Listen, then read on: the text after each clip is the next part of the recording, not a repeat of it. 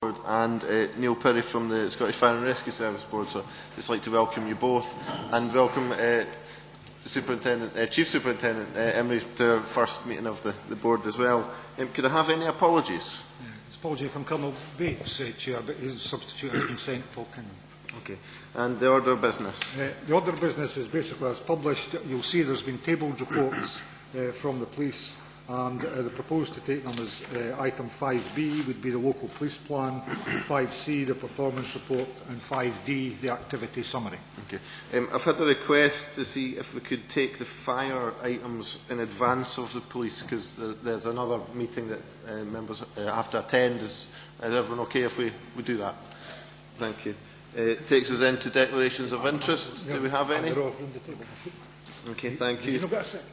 That then takes us on to item 4, the minutes of the meeting of the 10th of December for approval.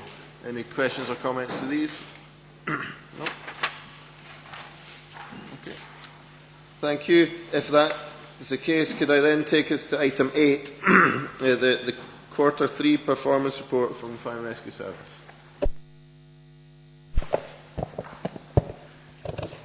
Good morning, everyone. If I take you to the quarterly report, page 7, I'll start at objective 1 on page 7, accidental dwelling fires.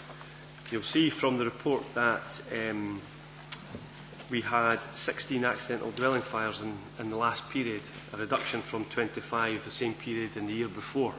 Is everybody in there in the right place? Page 2. Oh, sorry. Page 82. I've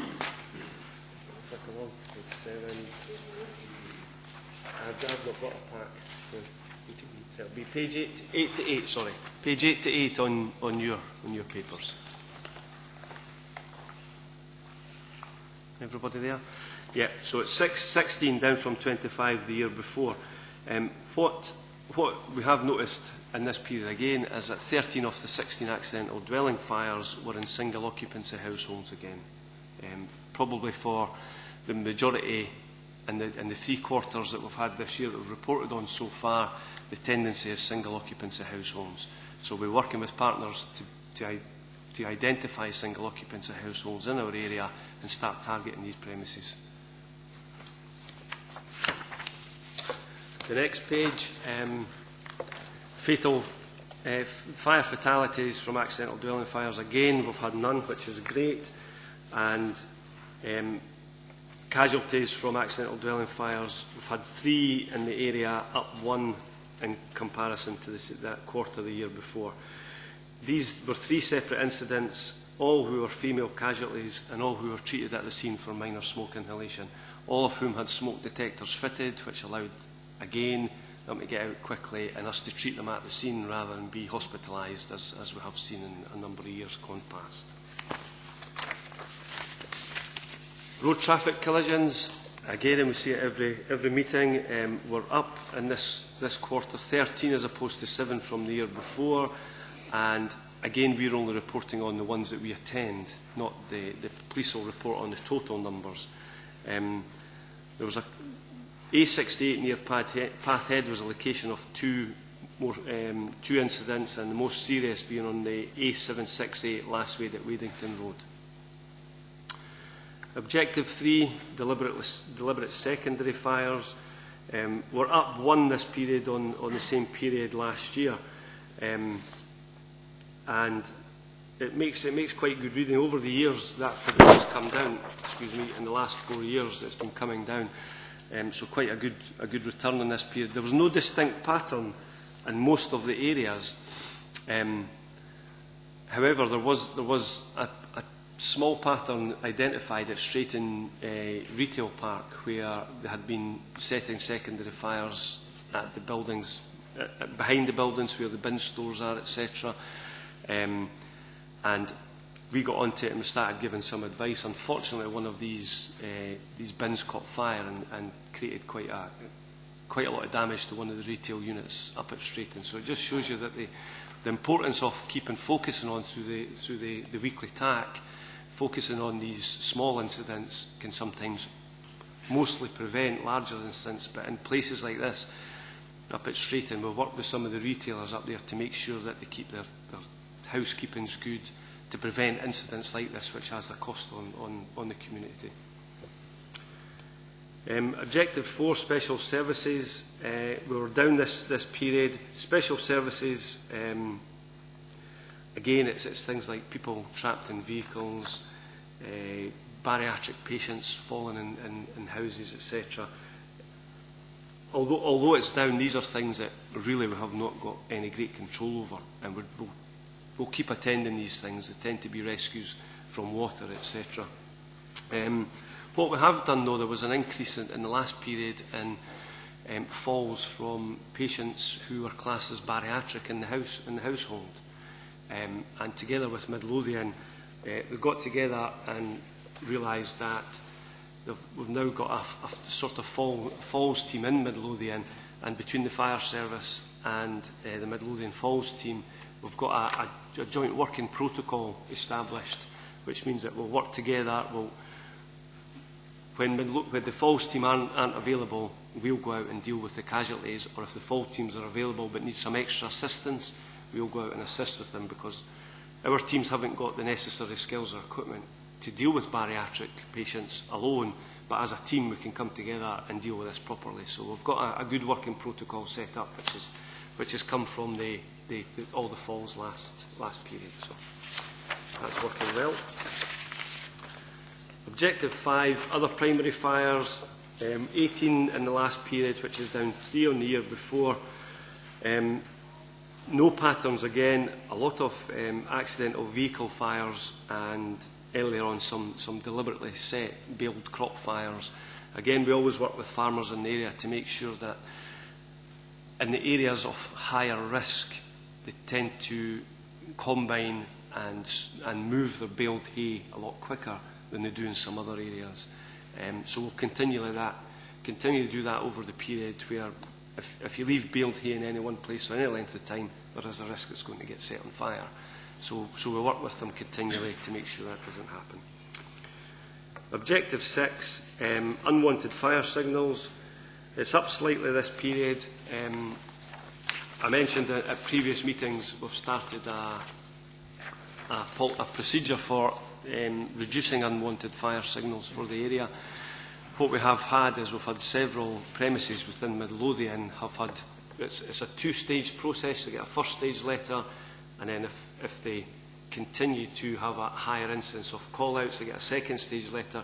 We've had about 19 premises in Midlothian had a first stage letter so far, none of which have manifested themselves in a stage 2 letter.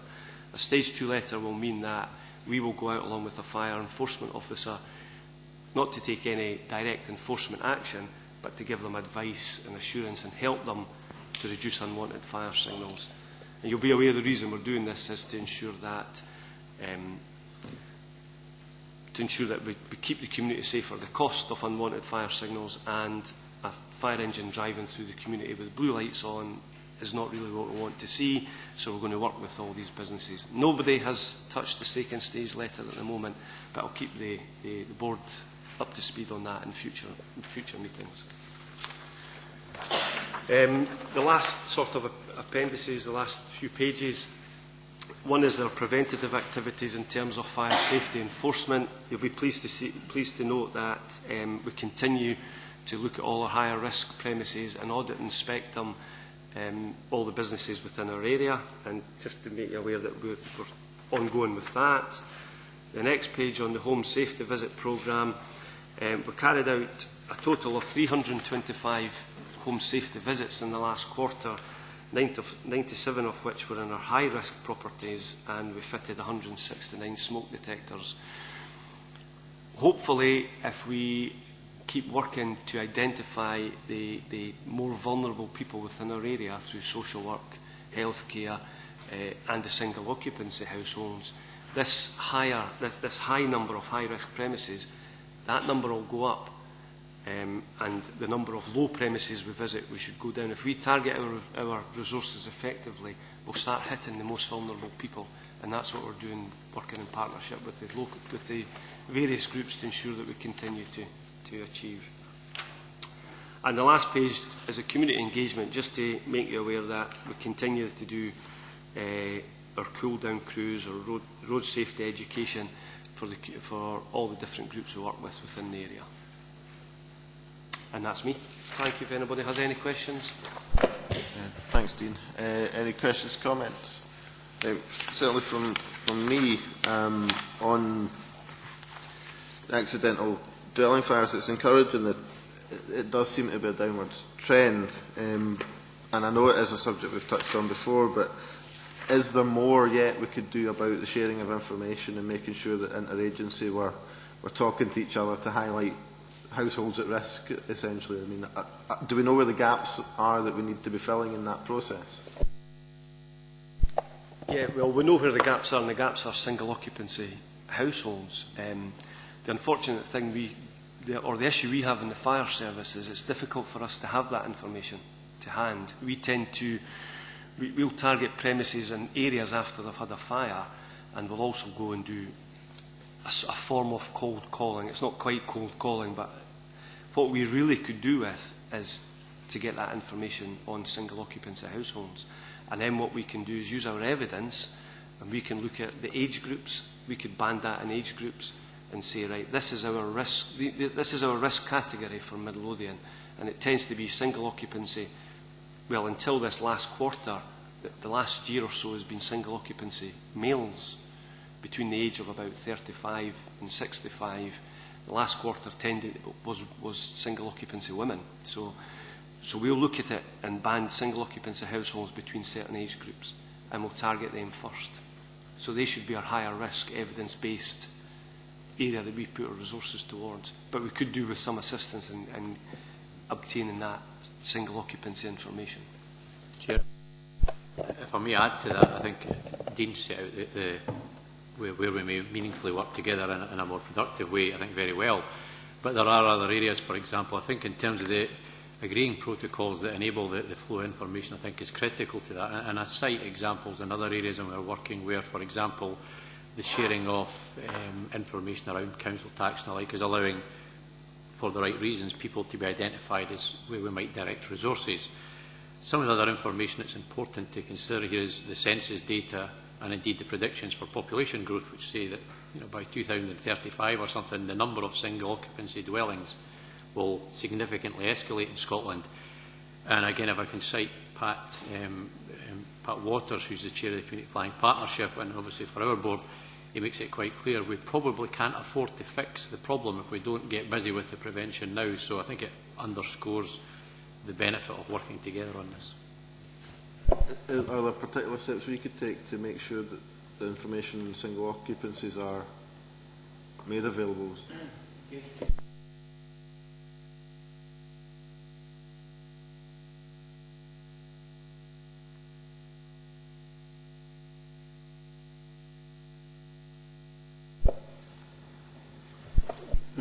Could we also put this in the Midlothian News, and because they go through every door? Would that be helpful?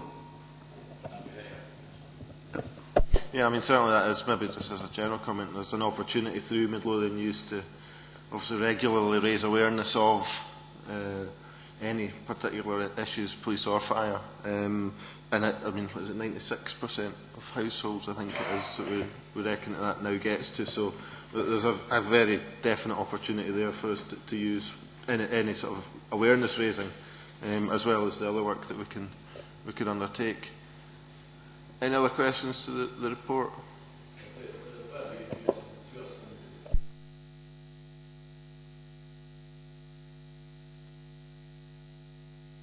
I'm conscious that, I mean, the alarms is one that we touch on pretty regularly, and I mean, I know you're saying that nobody's had the second stage letter, but it is slightly disappointing that yet again it seems to be an increasing trend, and the fact that that is unwanted time spent that could be much better used. So, I mean, if with a lack of any sort of real trend behind it, I take it is still fairly sporadic. It's not.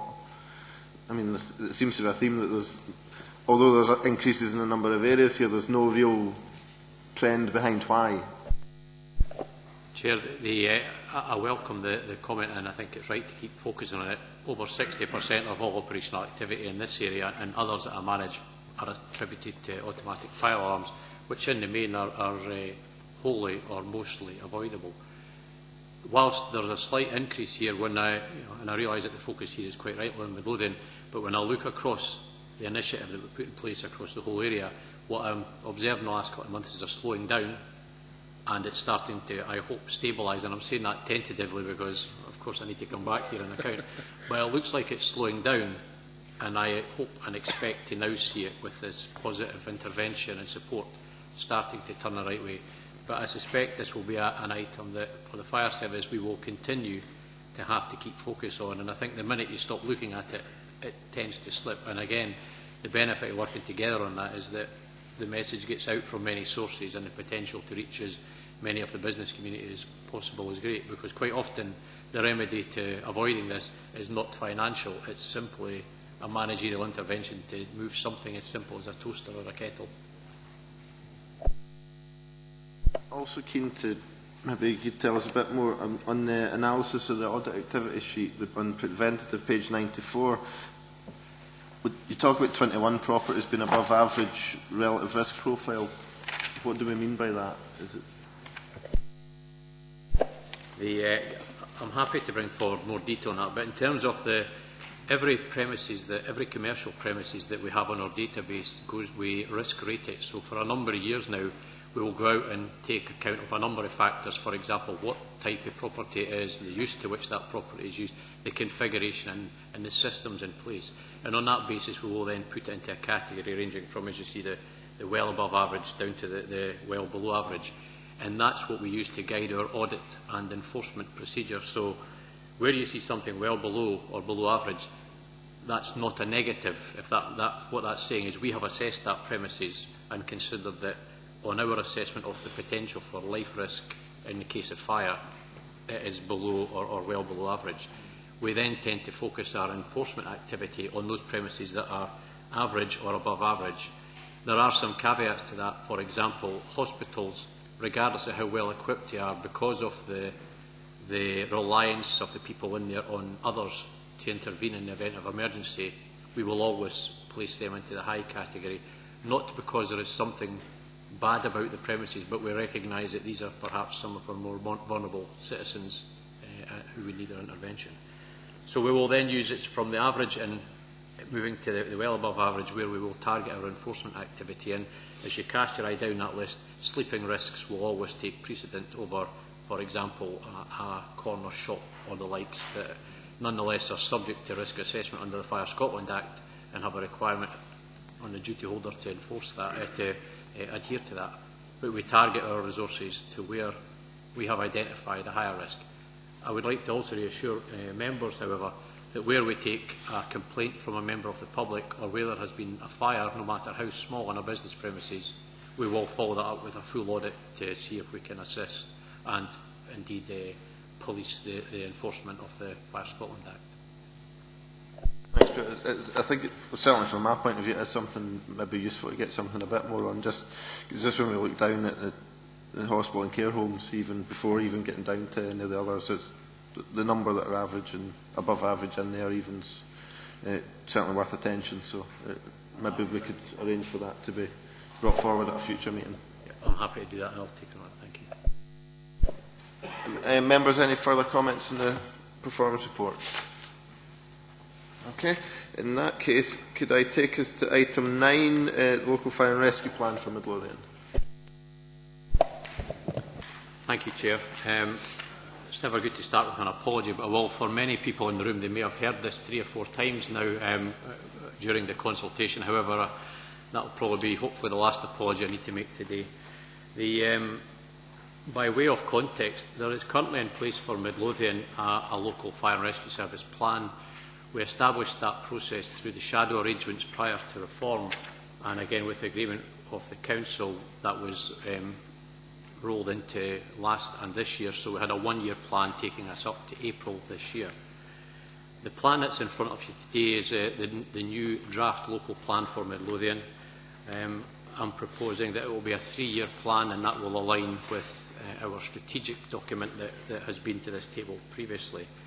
I'd like to reassure the Board that, in addition to the, although it's a 3-year plan, it will be my intent to bring it back here annually with the opportunity, if there are emerging trends or something that needs to change, so we can reflect and make sure it remains current and fit for purpose.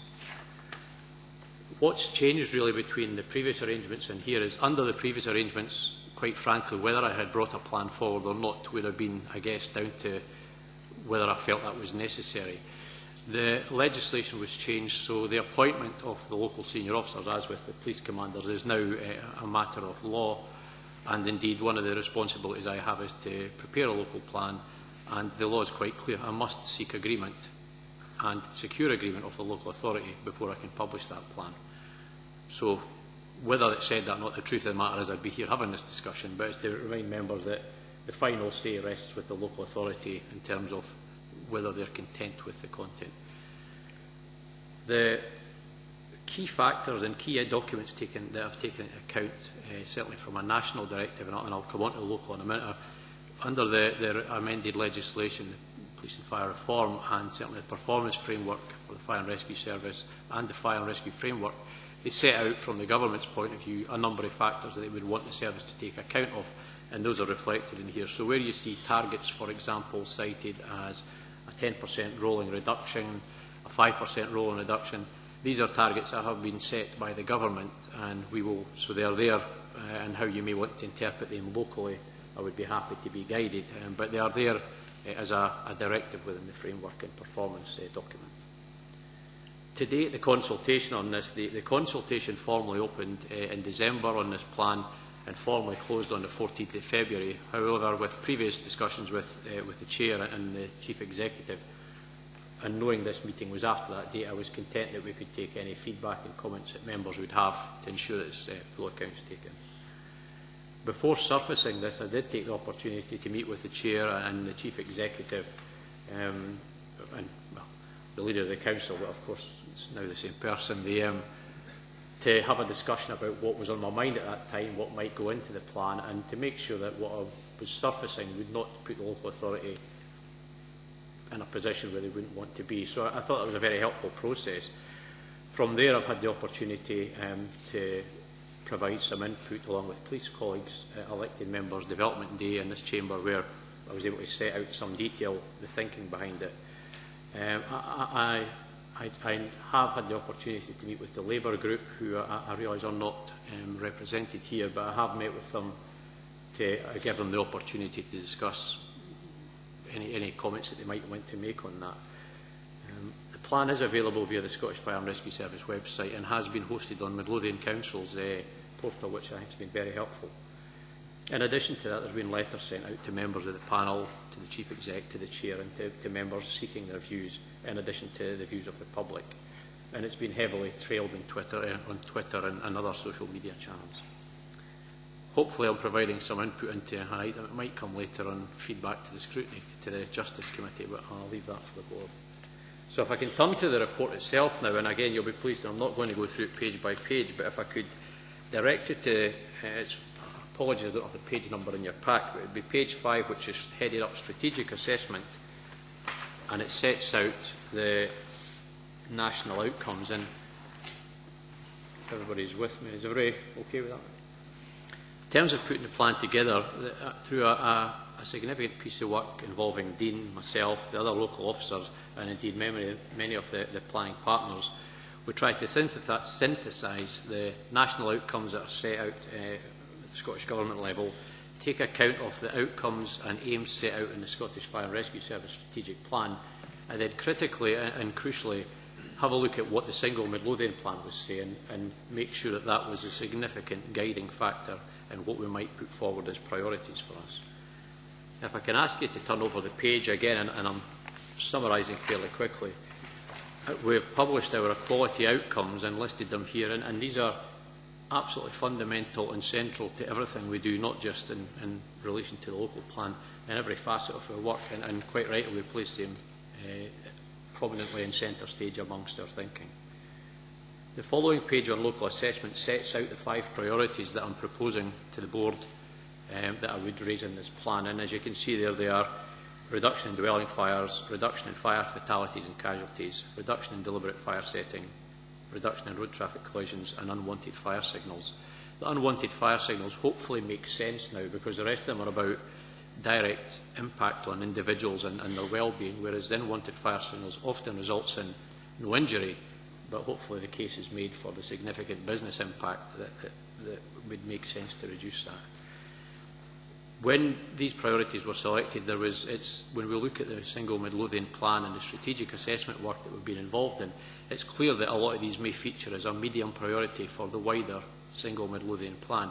And I think that's okay, because quite rightly, Midlothian is a safe place to live, quite frankly, and although we're sucking out some priorities and elevating them, these are not significant I'll rephrase that. To the individuals involved, every single one's a tragedy, but in the context of how you might set priorities nationally, we are in a fortunate position in Midlothian that is, relatively speaking, low and below the Scottish average in many and most cases. On page 8, which is over the page, there's a small table that would sit behind these priorities. So sitting behind each of the priorities, I would propose there would be a number of metrics that I would report to this board regularly through the quarterly reporting. And again, it gives some indication. The numbers in the table are actual numbers. They're not averaged or means. It's the actual numbers. So again, while some of them look into treble figures, comparative to the rest of Scotland, they are Midlothian hold its own and is a safe place to live and work. If I could perhaps take you forward now to what is page 18 in the plan itself, which is, there is a table towards the back. It looks like that. I'll finish on this table, and what this table is about, I'm trying to pull together on a page how all this hangs together. So again, in the left-hand column are the 5 priorities that I'm proposing to the board. And moving across that table to the right, the outcome measures I would propose to report quarterly here are set out under each of the priorities. Central to that table is the alignment with the Midlothian specific documentations, the single outcome agreement and the plan. And then as you move through, how that would align to the Strategic Fire and Rescue Service plan, to the national outcomes and indeed to our equality outcomes. Before pausing, Chair, I'd probably not say any more on the local plan just now, but in terms of next steps, following the feedback from this board, if there is support for it moving forward, the next steps would be, as police colleagues have already done, is to start developing the locality and ward plans. And again, we will wrap that around what makes sense for Midlothian, so we will mirror it around the same alignment as the police, which also fits with Midlothian and the Community Planning Partnership. It will be in these plans, and again, as Jim and others have done, that we'll start to fill in, if these are the general things that are applied, what will be the specific things that we will target in each ward. And when you look to the stuff that Jim's put in his plan, you'll start to see the good alignment with things like antisocial behaviour, and you're starting to see the opportunities through the daily and weekly tax and the joint working to make this fit in a way that's best for Midlothian. Thank you very much, and I'm happy to take questions. Thanks, Peter, and thanks for the opportunity to have the input prior to now. Any questions, comments from members? Perhaps just an apology to you that you've had to take extra time to brief another group who refused to participate in this board, but that I know is a political comment, but I'm not seeking for any comment back from you on that, but certainly it is something I'm very aware of, that we seem to be wasting a lot of time doubling efforts unnecessarily on that. Just when I look at the table on page 8, again, coming back to accidental dwelling fires, while a lot of that table there is movement up and down over years, there does seem to be a fairly consistent trend upwards there. Is that reflective across the national picture of a general increase in accidental dwelling fires, or is there a particular incident due to demographics or just house types or anything like that? I've pulled a piece of paper out here. I'm quoting from the provisional fire statistics that were published by the government in October last year. And in general, there is a national reduction. There is a general reduction in accidental dwelling fires, and when you track that over the last 20 years or so, there is a steady decline. I would comment that there has never been a 10% decline in any 3-year rolling period. However, there is a steady decline in the number of accidental dwelling fires.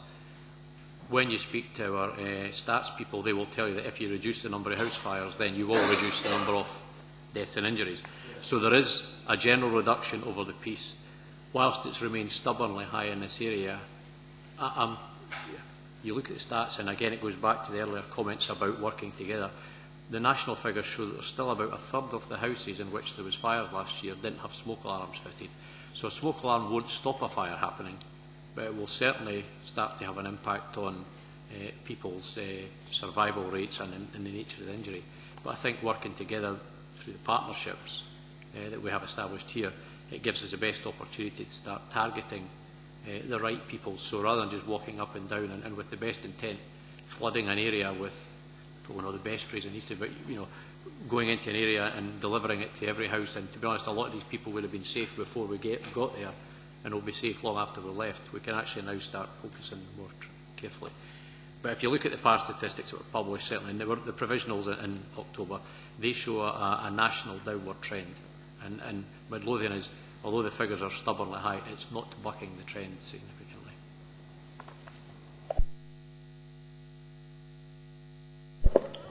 Members happy to endorse the report, and obviously we'll get the final version back as it's ready, I suppose, and then get the approval of that through Council.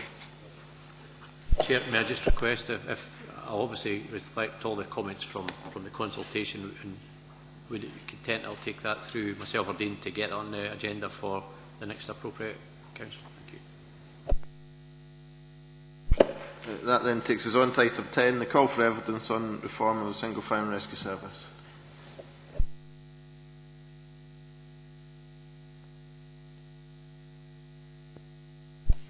Thank you, Chair. This report is in respect of the call for information from excuse me, the Scottish Parliament's Justice Committee. So it's to make the Board aware of the call from stakeholders to contribute in terms of the views that the Justice Committee are requesting. The Justice Committee has oversight of the operation of Police and Fire Reform Scotland Act 2012, and they are keen to have responses from local people, communities and stakeholders in terms of the fire services, on the national arrangements, and in terms of the issues listed in the bullet points under section 2. It's simply to invite the Safer Communities Board to respond to this call by the 4th of March. In terms of guidance to the Board, the members will be familiar with the submission that we'd made to the previous call to the Justice Subcommittee on policing in terms of the engagement which the local senior fire officer has referenced with the single Midlothian plan, the community planning process, which may prove of assistance for members to consider any subsequent submission. Thanks, Kevin. I think certainly from my point of view, similar to the response we made on police, I would be very positive about the experience that we've had through the process so far. Certainly the awareness within Midlothian of issues around fire and rescue service is greatly enhanced from where it was before, where we simply had 2 members of a fire board, and the ability for more members to where they choose to take up their places, participate in the committee is certainly encouraging, and to have the opportunity for this comment on this forum, where we're not simply talking about fire and rescue service issues, we're able to look at the broader partnership issues, certainly to me is a massive enhancement to what we previously had under the old fire board set-up. So I don't know if any other members have any thoughts or views on it, but certainly for me I would be very keen that we were responding very positively about the experience that we've had, because I think both with fire and rescue and police it's been a very positive experience that we've had so far, and as I say, members locally being able to scrutinise the services in Midlothian for the residents that we represent is a far greater improvement than we've ever had before. So. Yeah, I fully endorse what you say, Convener. That's a big improvement into us moving into Edinburgh every month or so. Yep. So I take it, will that be reflected in our response to? Yeah, I would suggest, Chair, that we replicate the positive themes that we submitted in terms of the Justice Subcommittee on Policing. As I say, but will reflect the community planning process and the single Midlothian plan, the work that's done on a weekly basis operationally in terms of the TAC, as well as the delivery group, and obviously in terms of this board for safeguarding the community at large.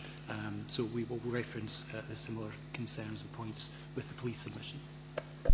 I like how Kevin makes it sound so much better than I put it. I think, thank you. With that, we accept that. If I could take members then to item 5, the local policing plan for 2013-14. Thank you, Chair. Can I take this opportunity to introduce myself? Jill Imrie, I'm the new Divisional Commander for J Division. I'm delighted to have started on Wednesday of last week, so members will understand that I'll defer to my very able colleague, Chief Inspector Jim Royan, for some of the detail. I'm more than happy to give a short introduction of where I've come from to arrive here, if that's of interest to members. Thank you. So I come to you from having held a national role most recently in the Specialist Crime Division, where my portfolio was largely about public protection for all 14 divisions of Police Scotland, but also with a remit for the delivery of local crime investigation across those 14 divisions. Prior to that, my police service has mainly been in the Legacy Force Lothian and Borders in a variety of roles. And therefore I am familiar with this area. I was a DI here at Dalkeith for a number of years and have previously been head of CID for Lothian and Borders previous police force. But I have a very strong community background as well. That what my first posting as a Chief Superintendent, which is over 5 years ago now, was to head up Safer Communities Department, and actually Jim and I worked together in that capacity. So again, that fits very well now going forward, looking at how police could, as have colleagues from the fire service, that could intervene earlier to prevent things from becoming problems and to reduce crime rather than just becoming more and more proficient at reacting to it. And then I took over as the commander in Edinburgh in 2009 and was there for 2.5 years, where I was able to put some of that theory into practice. So rolled out the Safer Neighbourhood teams across all 14 wards of Edinburgh, introduced campus cops, school liaison officers for all 23 state secondary schools in Edinburgh, and very much, as I say, put that theory of prevention into practice before moving on to the CID role. So hopefully that means that I come to you with a variety of experience and a perspective that understands the crossover between thematic leads and geographical territorial responsibility. And obviously the role here is a marriage of both those things. So I look forward to working with you to good effect for the communities of Midlothian. Thank you. Do you want now to talk about the draft policing plan specifically? I'll hand over to my colleague. Thank you. Thank you very much.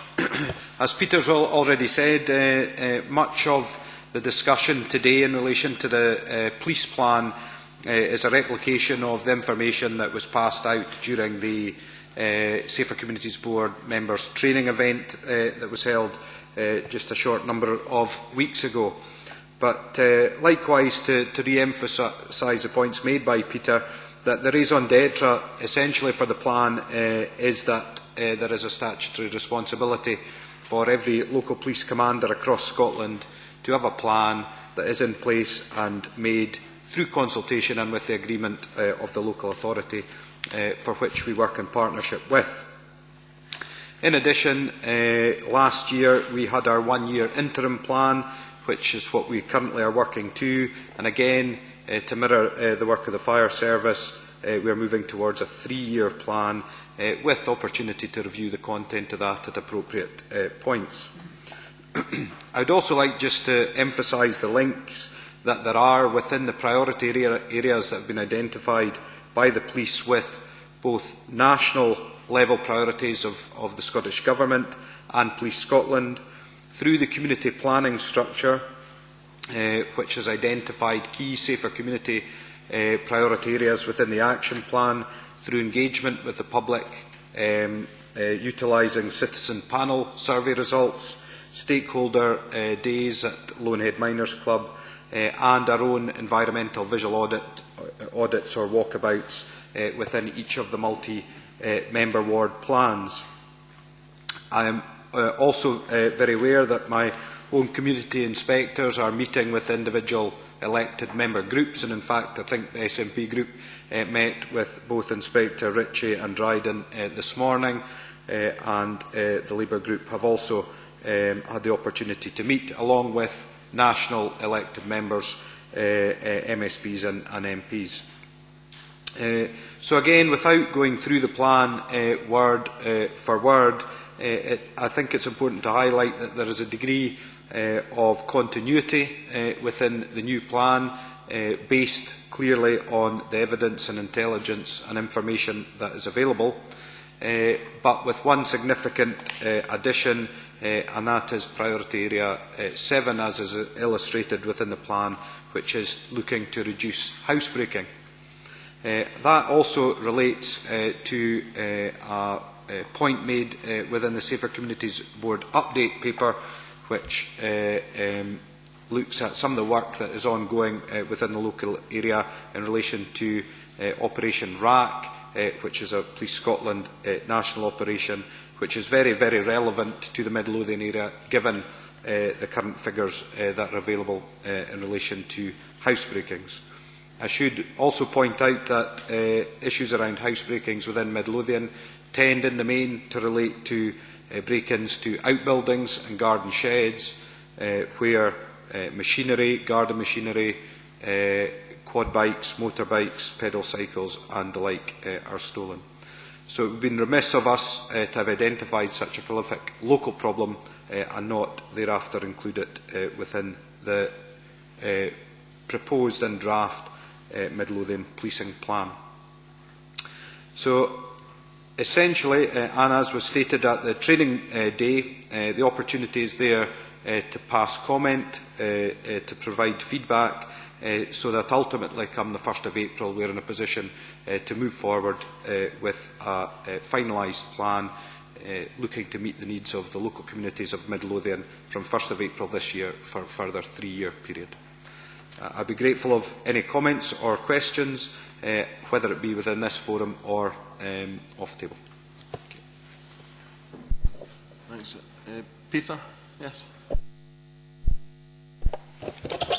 First of all, referring to the very fruitful and interesting meeting our group had this morning with both Inspector Dryden and Michelle Ritchie, one of the things that I emphasised, and I'm glad to hear that our new Chief Superintendent has a background in this, is to emphasise how important I feel community policing is. And I have spoken to our Chief Inspector on this because I go to these community council meetings where the police is always present, or mostly is present, and I notice how vital that particular aspect is. And in your draft plan, there is at the moment not all that much about community policing. And I would like to see in Midlothian a much greater emphasis on community policing, because it really is the coalface and where you get so much of the information. The other thing is that I raised this morning, and I want to raise it again in front of you two, how important the social media network is. I'm not a real great fan of it, but when the puppies were stolen on Monday night and Facebook was filled all over Midlothian about the theft of these 3 puppies, I suddenly started to realize how important it was when about 7 o'clock we got a tip-off where these puppies were, in deepest Dalkeith, Woodburn Crescent, and we informed the police and they retrieved them. And I really had never before realized how vital this media, this social media is. And police can put it to its benefit. And again, there's not much about that in this plan. And so those are the 2 items that I would really like to emphasize. Thank you, Chair. I completely endorse everything the councillor is saying. I think the point about the community policing, I would just say that to my mind all policing is community policing, that it must be that local point of delivery, and all the priorities that are in the draft plan are certainly things that I would expect to see officers locally going about their business, interacting with communities, actually doing. That it is something of an artificial separation to say that there's some form of policing that isn't community. I know, obviously, having just come from a specialist post, there are of course specialisms. However, within divisional policing, the officers who respond and attend are locally based and should be responding as a community officer.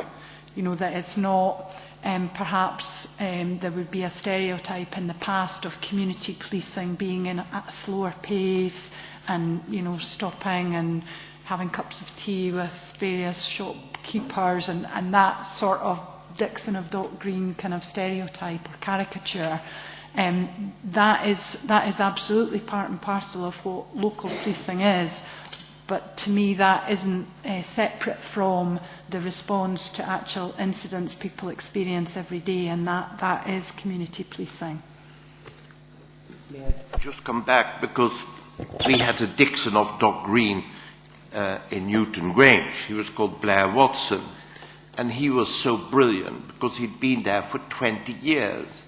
Now, I think we should have a principle that a community police officer should take on a job for at least 5 years, because then he gets to know the environment, and ideally he should stay there longer. But we have now had in Midlothian, in Mayfield, 4 community police officers, and the best one was taken away from us only last month or 2 months ago, Ian Kilpatrick. And we really suffer from that. Well, I don't suffer from it, but the local people suffer from it. We need long-term appointments, not people moving along. Just like Graham is here for some period, so he really gets the hang of it. If he gets removed every 2 years, then that's not a good idea. Sorry. Thank you, Chair. I take the point, and I think this isn't a new issue, that I am aware communities very much do value a familiar face locally and a bit of continuity locally, and wherever possible we will try and do that, but we will also balance that against the need to refresh officers, to actually give other individuals the development opportunities to go into different areas, and to give those officers who've been in one place for a long time a different experience, to give them the benefit of a different perspective. Ian Kilpatrick, I have been subtly sent a note here saying he's gone to the Midlothian Community Action Team. His writing is terrible. So he's not gone a long way away, and he can contribute very much the value of the local insight that he has. But I accept the point, and I do know that is something that's valued very much by communities. Thank you, Chair. I'd just like to ask a question about the various operations that you manage, like the Operation RAC, is it, for cracking down on housebreaking at the moment? I'm conscious that you only have a limited resource pool to work from, and that you appear in this case from the outside to be responding to a change in behaviour, a change in statistics, which shows that this has become a problem. I'm reminded of this fairground game where you've got these little heads pop up and you see one pops up and you go for that, then another pops up somewhere else. And maybe that when you're concentrating on housebreaking, you might have a problem with youth disorder, becomes a problem, or road safety or something else. And because you've got limited resources, you're really trying to chase the worst problem at that time. Is that the case, or do you have a longer term strategy than that? Thank you. I think that is a bit of, it kind of comes with the territory of policing, that there is flexibility, and we do sometimes, and quite rightly, have to respond to different issues as they become more or less problematic.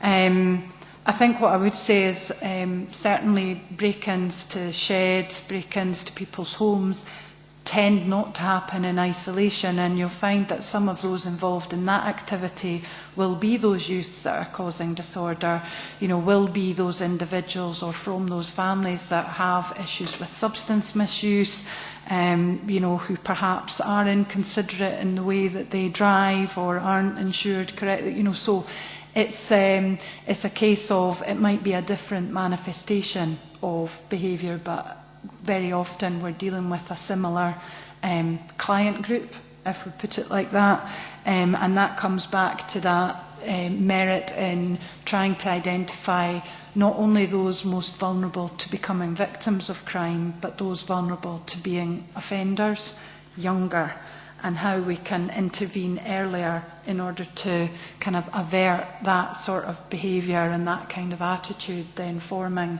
in later life. So while we try and get further upstream, obviously we still have to kind of deal with the people kind of drowning downstream. So it is a constant, we are constantly monitoring that, but it is absolutely a good point that resources are finite, and it's something I'm very conscious of. I can certainly reassure members that I wouldn't be seeking to devote resource in one area to the detriment of another, without taking the wider context that I've just described into account.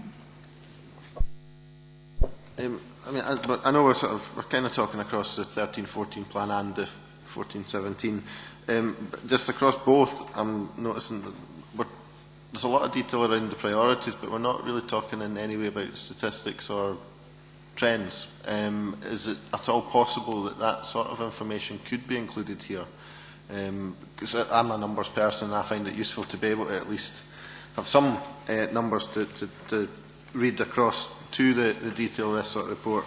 I'm just conscious that it does seem to be a wee bit obvious in its lack of being there. I think I'm right in saying that we are conforming to a national template for the plan. But having said that, I know we discussed just this morning about the provision, marrying that with the provision of useful, meaningful statistics for this board. So that is definitely something that we would continue to do. Certainly we're happy with the information we get as a board. I'm just conscious as this plan gets published and is made available that a lot of information in it, but for me it did jump out that there was a lack of any kind of statistical comparison or trends that you could have a look at. That certainly from my point of view, I'm the sort of person who that's the sort of first thing I would look at, and I would imagine that a lot of people who might be picking these up to see what the policing plans for the authority are might be minded a similar way. So I mean, I accept if it's a national model, but perhaps that could be maybe to David fed back to see if there's anything that we can do to look at how that's adapted for future years, because I think it would be quite useful to have. Any other direct questions or comments on Ian? Sorry, maybe this is not the right point on the agenda, but I can't see anywhere else particularly. I was going to ask how Operation Tinsel went. maybe could we pick that up under the follow paper on the update to the Safer Communities Board, and then if we finish off these items first, and then we'll pick that up, because that's got an update on Operation RAC as well, and maybe get a bit more information on that. Yeah. Just in that case, any other comments on the local police plan for 13-14 or 14-17? I think.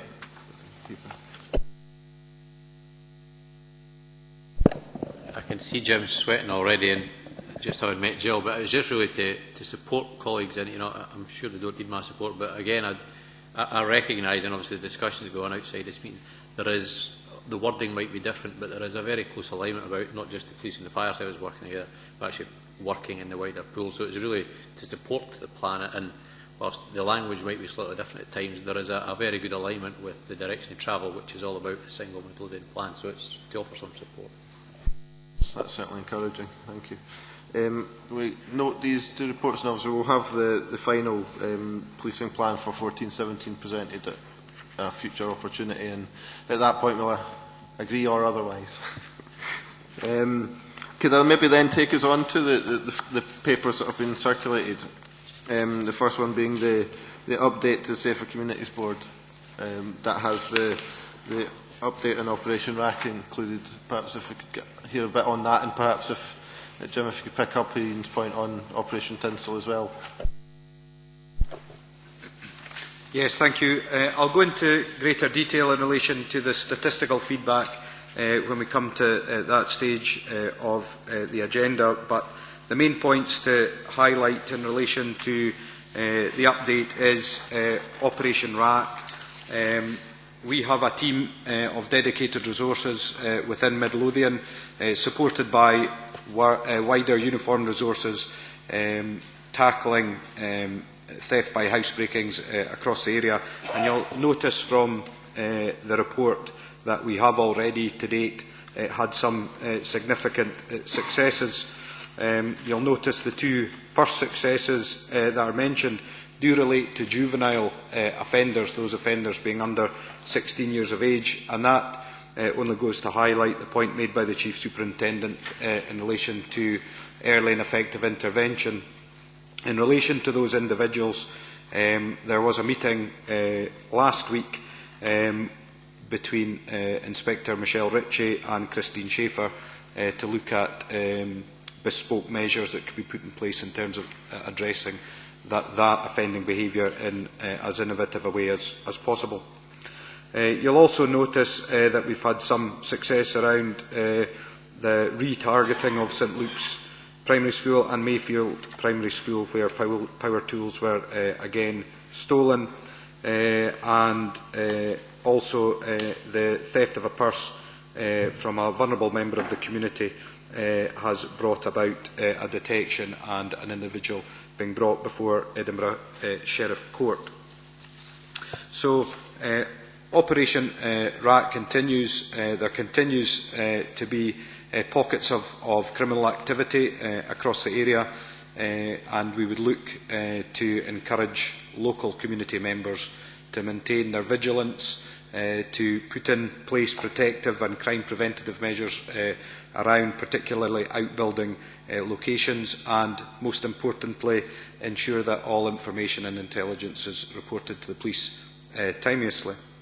And the only final point to make in relation to Operation RAC is that we have in Midlothian been well supported by some national resource that is made available to us, and we can bid for on a day-to-day basis. And thus far within Midlothian we have had the support of the dog unit, we've had the mounted branch, particularly within the Lone Head area, we've had specialist search officers, road policing officers, trunk road policing officers, and indeed air support on a number of occasions, which has led to the detection of these crimes.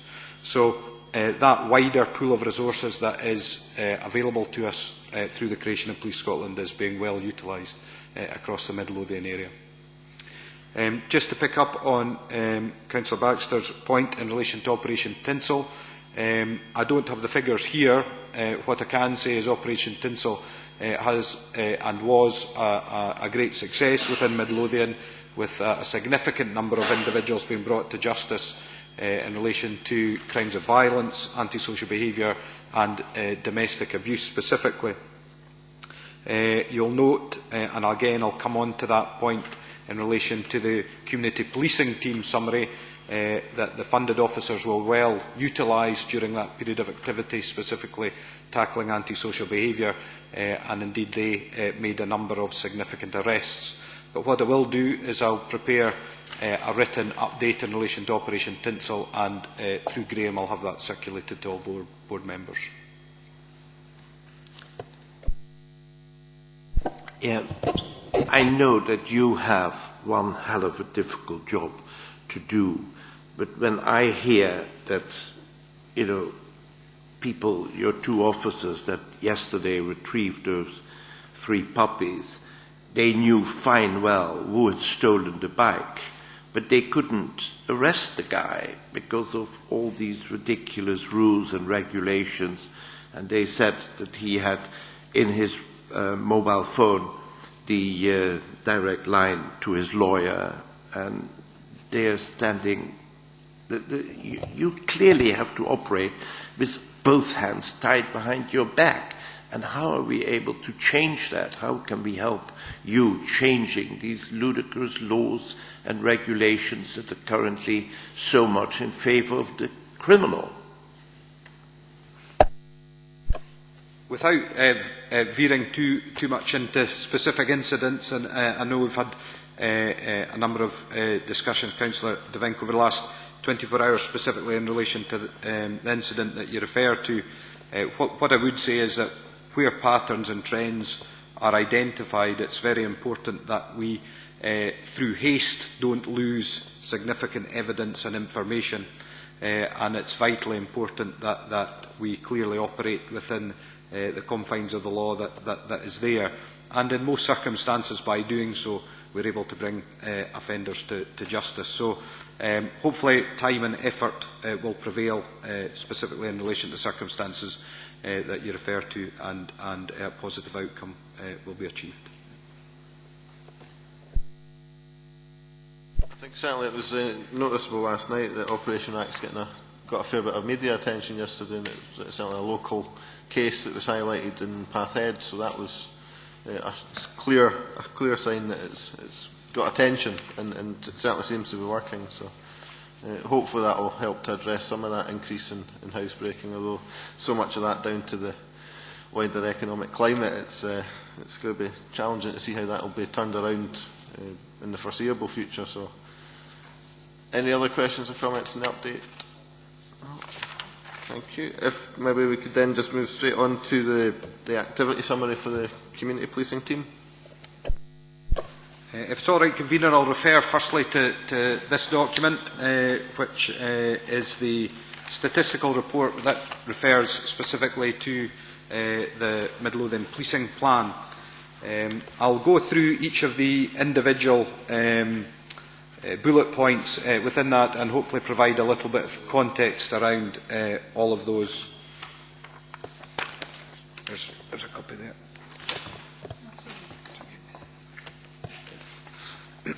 Okay, bullet point 1 relates to detection rates for group 1 to 5 crimes. What I would say in relation to this area is that despite an increase of 210 crimes within those groupings, and I would highlight that the vast majority of those sit within Group 5 crimes. Group 5 are self-generated, proactive activity that relates to things like drug stop searches and so on and so forth. And you'll see replicated further down the list our improved success rate in those particular areas. That we have solved 298 more crimes this year to date, 2013-14, compared to 2012-2013, which is an increase in 2%, so just under half, 48.6% of all crimes recorded within the groups 1 to 5 categories are solved. Looking then ahead into section 2 regarding increased detection rates for crimes of domestic abuse. The number of detections for crimes of domestic abuse has decreased slightly this year to date, 2013-14, by 3%. However, I can explain that by a significant increase in domestic crimes recorded. Following the creation of Police Scotland on the 1st of April 2013, there has been significant focus on domestic abuse, which has led to an increase in crimes within Midlothian of 170%, or 469 crimes. Although solvency has decreased very slightly, the actual number of crimes solved has increased significantly from 230 to 595 crimes. So that's 595 offenders detected and 595 victims protected within Lothian this year to date. By way of explanation in relation to the significant increase in domestic crimes, our conversion rate from an incident of domestic abuse to a person being brought to justice has increased significantly and in fact has almost doubled. Much of that can be put down to the formation of the Domestic Abuse Investigation Unit, which every division has, and the robust review that takes place every morning in relation to all domestic incidents. Further to that, there has been a significant increase in bail offences being detected within Midlothian of over 1,000%. The reason for that is that every offender that is taken to court and released on bail is visited within the victim of that crime is visited within a 24-hour period of that individual's arrest, and should that individual be found to be breaching their bail condition, then again they would be arrested for the bail offence. So again, all those incidents contribute to that increase in domestic crimes. Moving on to Section 3, increase the detection rate for sexual offences or Group 2 crimes. You'll notice within the information that's provided for you that we appear to be off target in relation to that at 72.2% current year to date compared to 79.3% last year, with 2 less crimes recorded. In this occasion, we are a victim of the timing of the harvesting of that data, because what I can confirm for you is that as of 7 AM on Monday morning, our current detection rate within this area sits at 83.5%. So we are now sitting well above our last year's target when we look at the most current figures. Section 4, antisocial behaviour. Antisocial behaviour, as has already been alluded to, is a good news story in many respects for Midlothian. The number of antisocial behaviour incidents has decreased from 5,520 last year to date to 5,038 this year, almost a reduction of 500 incidents and a decrease of 8.7%. The weekly tasking and coordinating group is likely to have had a positive impact in reducing antisocial behaviour in the local communities through the weekly coordination of not only the community policing teams looking at emerging hotspots, crime trends and nominals, but also the activity and joint action with partnership agencies such as Fire Service, Environmental Health and the Council Community Safety Team. So significant progress has been made within this field. Section 5, the increase the detection rate for hate crime. Solvency rate year to date is sitting at 76.4%, which you will note is slightly lower than last year to date of 79%. This slight decrease in solvency is likely explained by the considerable increase in hate crime reporting, with 86 crimes being reported this year to date compared to 57 during the same period last year. It should be noted that hate crime tends to be an unreported crime, and the increase in the number of crimes reported is certainly viewed by Police Scotland as a positive sign that more victims are willing and able to come forward and report it. I should also highlight the joint work done between Midlothian Council, East Lothian Council and LREC in relation to the formation of the hate crime survey that was passed out, and one of the main purposes of that hate crime survey was to increase confidence within members of protected characteristic groups to allow them to feel empowered to report such crimes. Section 6, there were 4 less violent crimes 2013 to 2014 than the previous year. That is 89 this year compared to 93 last year. And again, our solvency rate in this area is particularly high, with 88.8% of all violent crimes being solved. Again, that links closely with bullet point number 7, which is increasing the proportion of positive stop searches for offensive weapons. Police are carrying out an informed, intelligence-led stop and search policy, which is stopping the right people in the right place at the right time. And as a result, particularly in relation to offensive weapons, there's been quite a phenomenal 15.6% increase in the number of positive stop searches over the last year, moving from only 2.1% last year to 18.3% this year to date. How many were involved? How many stop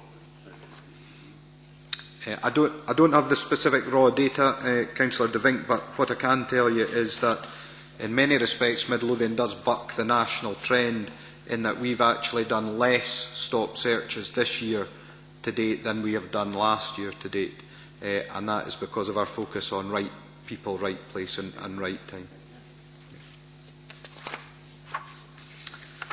Again, moving on and on a similar vein to section 10 under tackling substance misuse, our aim is to increase the proportion of positive stop searches for drugs.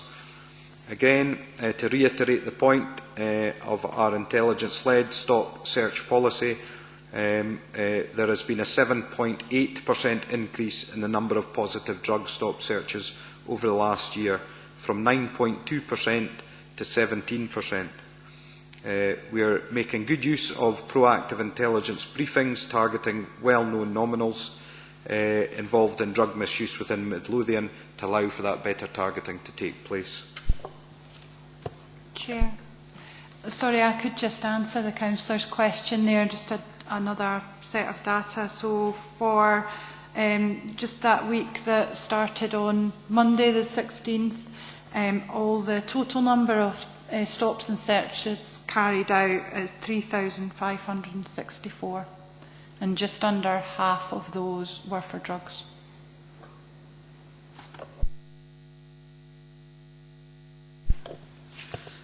Again, example under section 11 of positive proactive activity, increasing the number of licensed premises visits.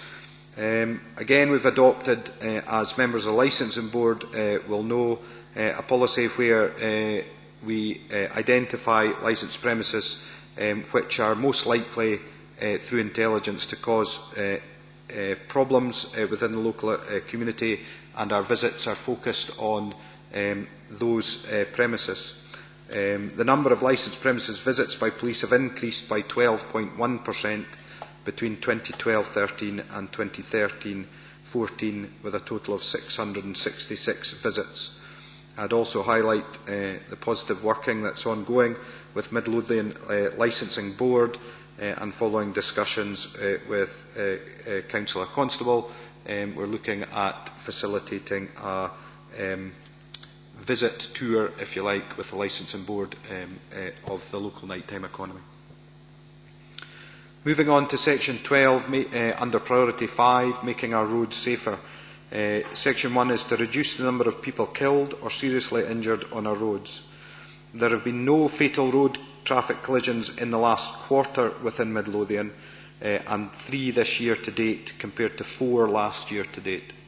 Collisions resulting in minor injuries have decreased from 221 last year to 176 this year, which is a reduction of 20.4%. However, in terms of serious injuries, there have been 4 more this year to date compared to the previous year.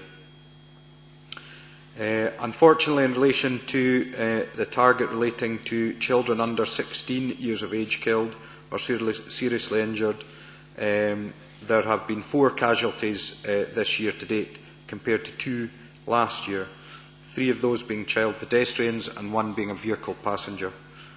Only 1 of those injuries occurred this reporting period, this quarter. Bullet point 13, increase the number of people detected for drug driving offences. There were 8 more people detected for drinking and driving year to date this year when compared to the previous year. That is 92 this year to 84 last year respectively, which is an increase in 9.5%. And section 14, which is the last under making our roads safer, increase the number of people detected for speeding offences. Targeted road policing patrols throughout Midlothian has led to an increase in detections for speeding offences. 51 persons detected in 2013-14 compared to 30 2012-13, representing a 70% increase. I should also highlight within this particular area that we are fortunate within Midlothian that not only do we have divisional road policing resources available to us, we also have some of the community resources referred to earlier who have received specialist training in terms of speed detection devices, but we also have part of the National Trunk Road Policing Group based at Dalkeith, and they clearly police many of the trunk roads that pass through our local authority area. Section 15 remains a bit of a work in progress, as you will remember from previous meetings, in terms of providing specific information. However, I can advise the Board that cash seizures from the 1st of April 2013 to the 31st of January 2014 across Midlothian sits at £36,261.56. Net assets reported for possible restraint 1st of April 2013 to 31st of January 2014 currently sits at £374,338.48. Again, highlighting the work of Cashback for Communities, that's a significant contribution to that pool of resource and money which is available to organisations across the Midlothian area. And finally, point 16, increase the number of people detected for supplying drugs. 40 individuals have been detected for supplying drugs this year to date compared to 39 last year. And in addition, there have been 258 drug seizures across the Midlothian area, which have a street value of £51,074. I'll pause at that point before obviously moving on to the Funded Officers Report, because I'm sure there may very well be some questions. If we look at item 4, Midlothian has 80,000 voters, roughly, so 40,000 families, 5,000 of them involved in antisocial behaviour incidents. That really is a staggering sum, absolutely mind-blowing. Am I right in reducing this from the figures that you quoted? I can't believe how many of those incidents occur. Thanks, Chair. I think, going back to a comment I made earlier, I think quite a number of those will probably relate to the same families. And, so although it's a high number of incidents, that won't relate directly to 5,000 individuals or 5,000 families. That will be repeat incidents at a relatively small number of families.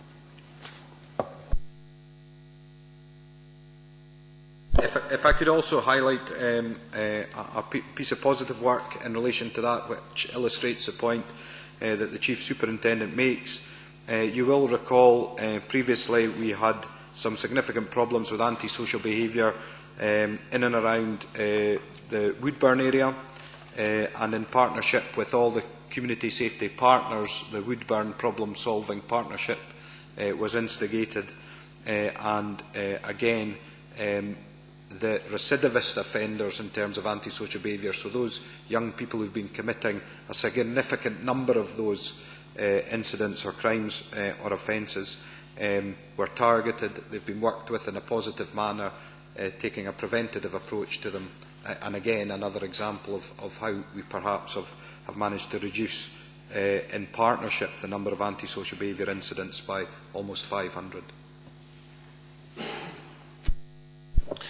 Just maybe in a similar vein, but on the detection for domestic abuse cases, if you get any info on how many of these are repeat occurrences or repeat offenders as opposed to sort of the number of individual cases? I know that in terms of repeat offending, that's something that features very highly within the Community Safety Action Plan that we work towards. I don't have that specific number available to me today, but you're right to highlight that repeat victimisation is reasonably prevalent within the domestic abuse arena, and that's where that positive increase in the number of bail offenders being detected has made great strides in protecting those vulnerable victims.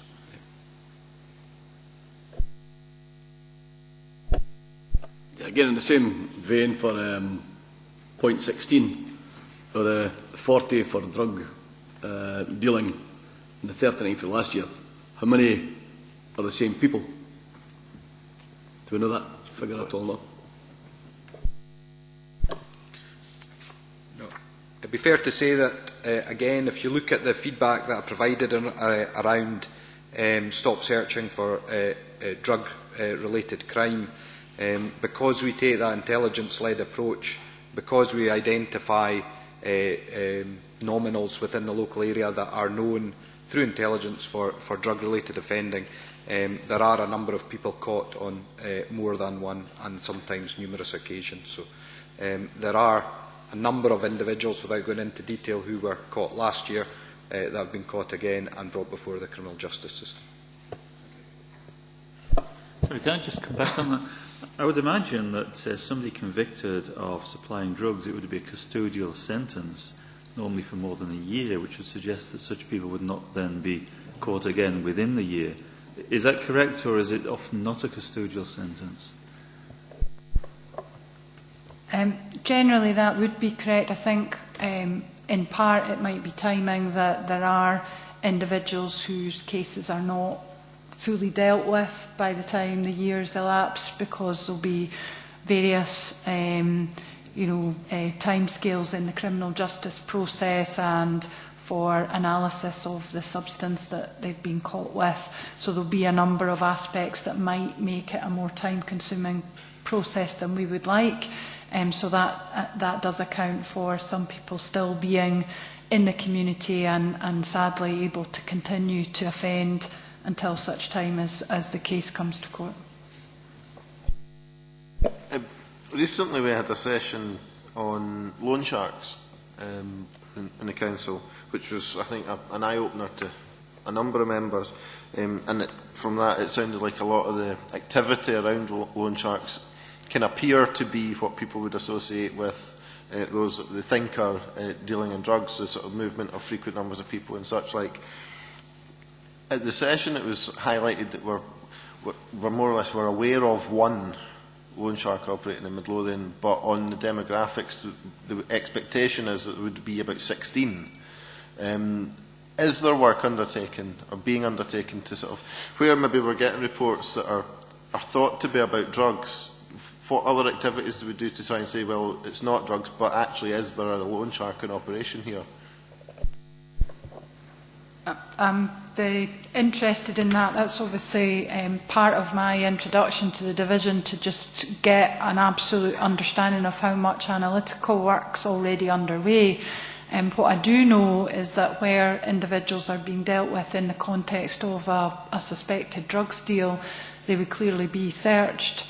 And what we'd call notations, the sorts of notes people would make for perhaps amounts of money, that would certainly be a legitimate question as to whether it related to actual drug deals or whether it related to markups in that sort of undercurrent of loan sharks, as you say. But as you also hinted earlier, I think we are certainly very, very mindful of the economic climate and what the sort of outcomes or impact we're seeing now.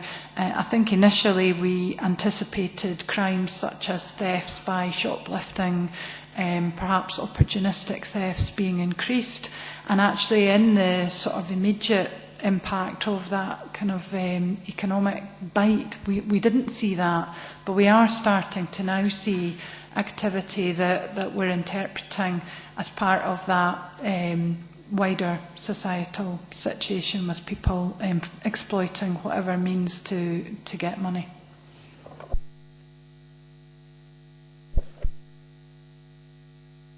Any other questions or comments on the performance update? Thank you. If you could note that and then move on to the funded officers report. Thank you. Again, as with previous meetings, what you have in front of you is a compilation of December and January-based activity, those activities which have taken place since the last meeting of the Safer Communities Board. I am aware that some representatives of the group will already get copies of this style of report on a month-to-month basis. Issues that I will highlight in relation to some of the key performance indicators that are contained within the early part of the document are much of the work that is ongoing with the funded officers' teams in relation to the stop search activity that they undertake, particularly if you look at alcohol, where there have been 41 positive stop searches and only 31 negative stop searches, so a particularly high success rate by the funded officers in relation to alcohol. And as we all know, in many occasions, particularly combined with a nighttime economy, alcohol can lead to significant antisocial behaviour. So real preventative activity by funded officers there.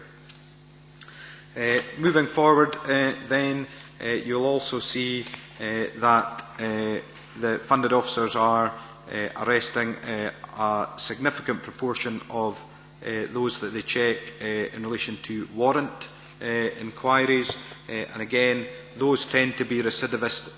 Top of page 2. Yeah. Those tend to be recidivist offenders who are known criminals who have failed to appear for criminal justice proceedings, and again, funded officers proactively targeting those individuals.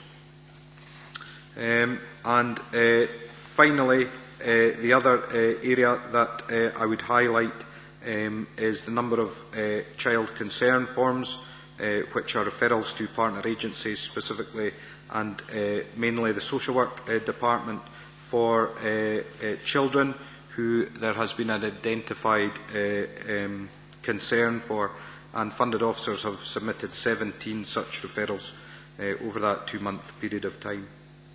I will highlight the abstracted officer hours, which relates to non-core duties.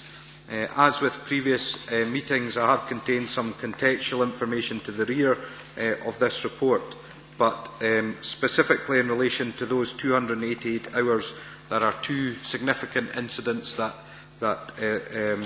account for those. You will recall the tragic circumstances within Bonnyrigg over the last couple of months, and the murder of 2 individuals, mother and child. Funded officers played a significant part in some of the peripheral work around that inquiry.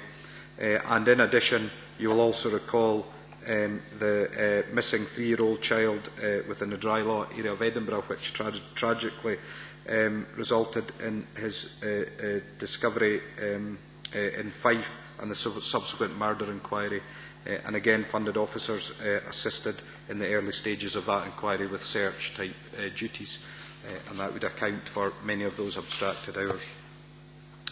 Just to highlight some of the contextual information in relation to December, and without going through each and every one of these incidents verbatim, I would highlight the incident where the funded officer teams traced a 14-year-old youth who had been identified following a racial incident at a local convenience store in Bonnyrigg, and following interview he was charged with a racial breach of the peace.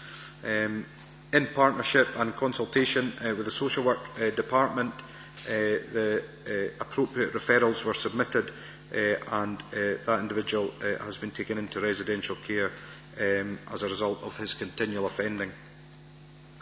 I'd also highlight at the bottom of that page, funded officers executed a Misuse of Drugs Act warrant at an address in Dalkeith, and they discovered a well-established cannabis cultivation in a bedroom and attic with lighting, heating, fans and over 60 cannabis plants in various stages of growth.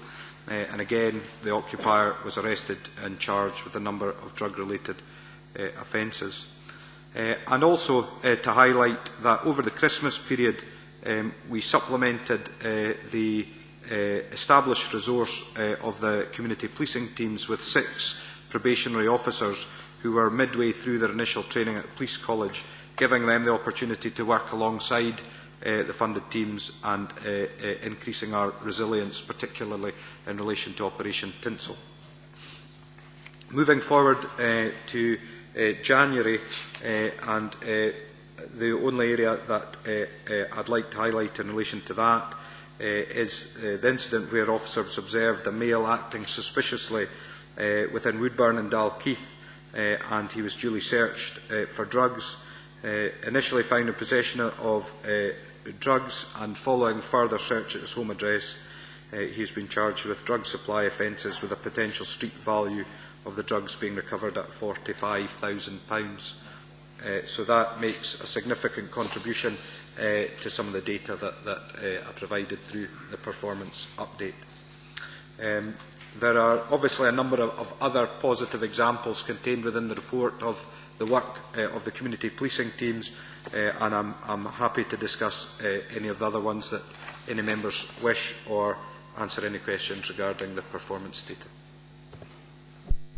Thanks, Jim. Can I do, first up, and you've probably told me this before, but can you remind what's an SPR submitted?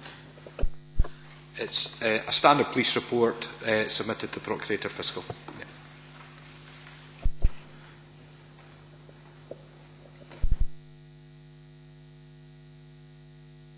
Clearly, I think this report is very useful because it does give us this oversight of exactly how much activity has been undertaken by the funded officers and the benefit that we get for having these posts in place. I don't, if members don't have any specific questions, we're happy to note this. Oh, sorry, Peter. I'm just wanting, I need a script sheet on all these ASB FPNs. What does that stand for? An RTA. Yes, what I'll do is I'll provide you with a crib sheet and I'll circulate it through the group.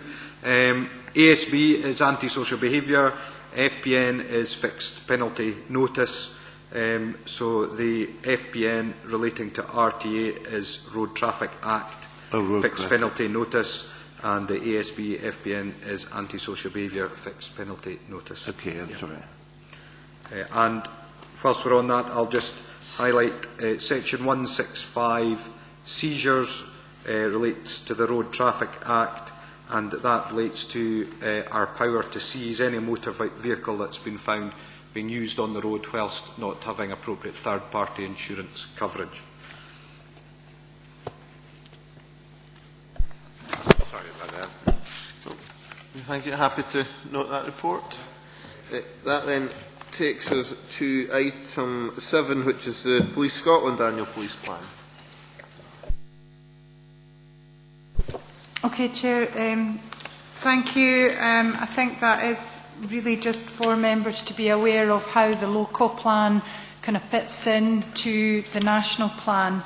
I think, as Peter Heath said from the fire service, there is that desire to have the synergy between the overarching priorities of the national service and the local priorities for here in Midlothian, and there certainly is you know, a synergy between those two things. I'm happy to speak more about that if members desire, but that is the reason for including the document. I think that's grand. I think we've had a good go across, and I mean the read across the report says obvious, so that's certainly helpful. Any particular questions, comments on? Happy to note that report. Thank you. So that then takes us to item 11, which is the future community justice structure proposal. Kevin. Thank you, Chair. This report follows from a previous submission to the Board on the 7th of May. This was following on the consultation of the future of community justice structures, which has been taking place since December 2012. That in itself was in direct response to the Commission on Women Offenders and the recommendation that there should be a single national service for community justice. Since we last reported, it was announced by the Scottish Government in December of 2013 that there would be development of a predominantly local model for the community justice structures. When the Scottish Government consultation closed in April of 2013, the overwhelming number of responses indicated that they were in favour of a local model. The local arrangements that are proposed are detailed in Section 3, which will see most of the CGA functions reintegrated into local authorities, with local partnerships for community justice being established under the auspices of the community planning partnerships. What shape they will be is to be determined locally, whether that's some of the existing board arrangements such as this, or indeed whether separate bodies are to be contemplated. There will be discretion for local authorities to continue with regional or other partnerships where preferred, and we have a history of local partnerships in delivery of local strategic planning roles as well as in operational delivery functions. They, however, will have to contribute to the delivery of the national outcomes that will be agreed. In Section 4, we detail the national arrangements which have been indicated by the Cabinet Secretary from the earliest point in the consultation that there would be national arrangements, regardless of which model was chosen from the consultation process.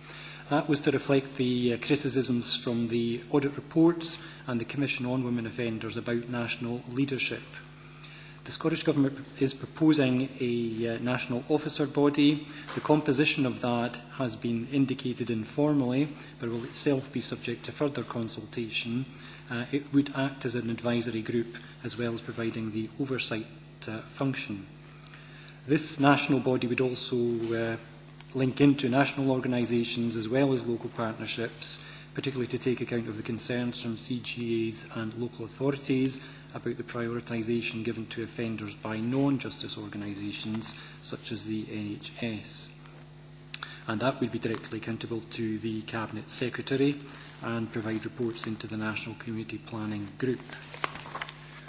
In terms of consultation detailed in 5.3.2 in your papers, there will be further consultation. This is necessary because of the differences between the original local model that had been suggested and what is now being proposed. As a consequence, the arrangements for implementation would not come into being until April 2016 at the earliest, and potentially as late as 2017.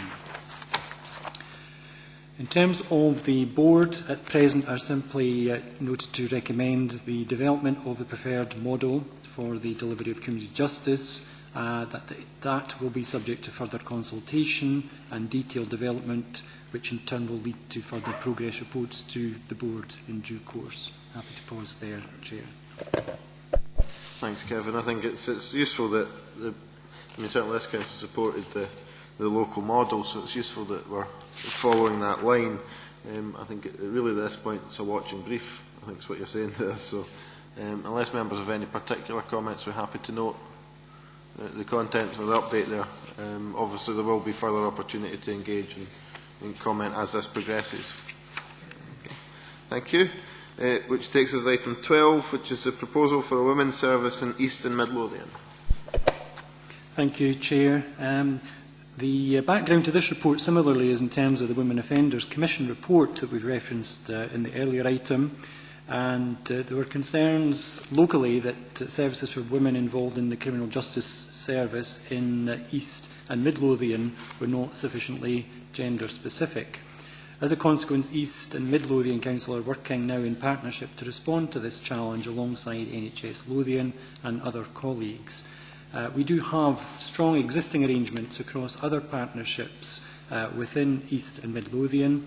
For example, there's the new Public Protection Office due to open in April of 2014. We have the Joint Offender Management Committee, Adult Protection Committee and Violence Against Women Partnerships. And similarly, Women's Aid covers both East and Midlothian from one office site.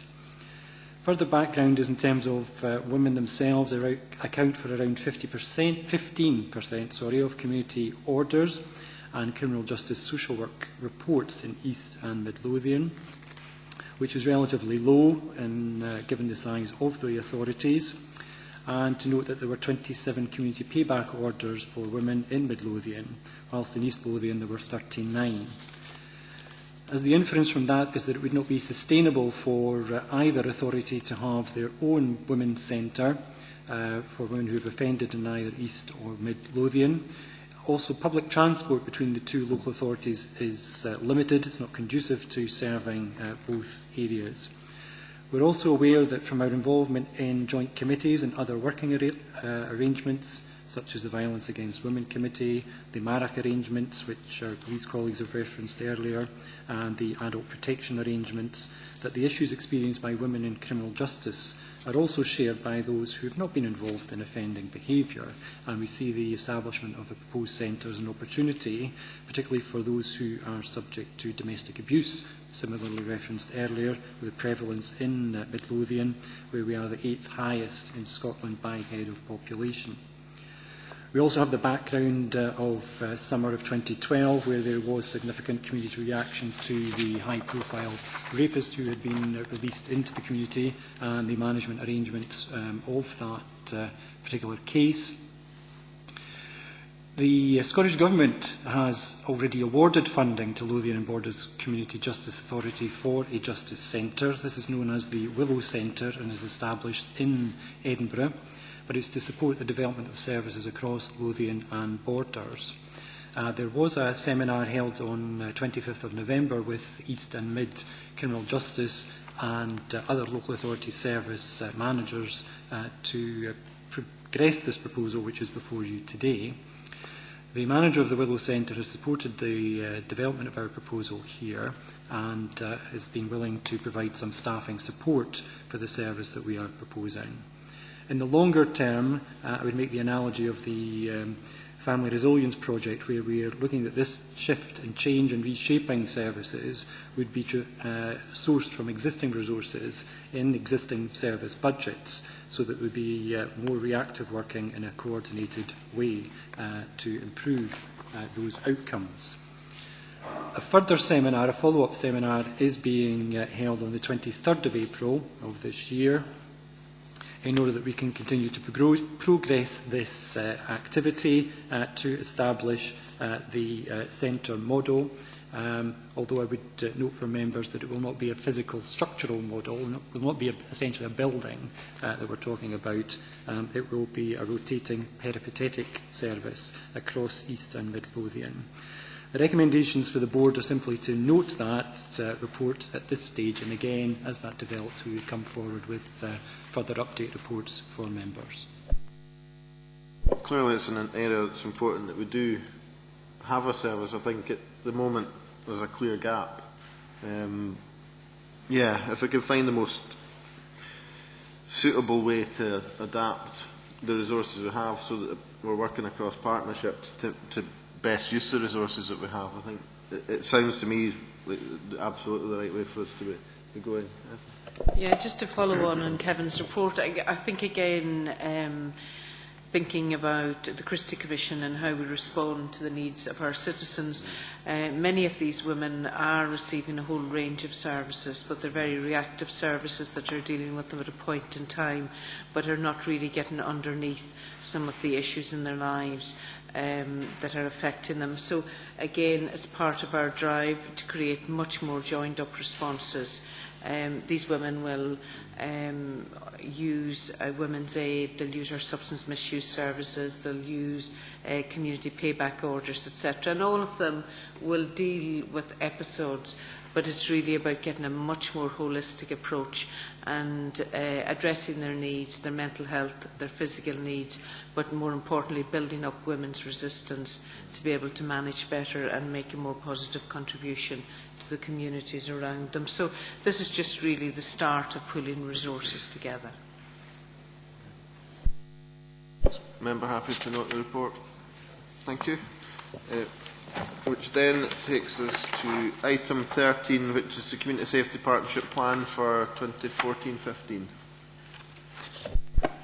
Thank you. Apologies that there isn't a cover report attached to this. It's, as you'll be able to tell from it, it's still in draft form at the moment. This plan reflects the actions and indicators that we're going to take forward to deliver our priorities over the next year as a community safety partnership. This plan is part of the bigger single Midlothian plan.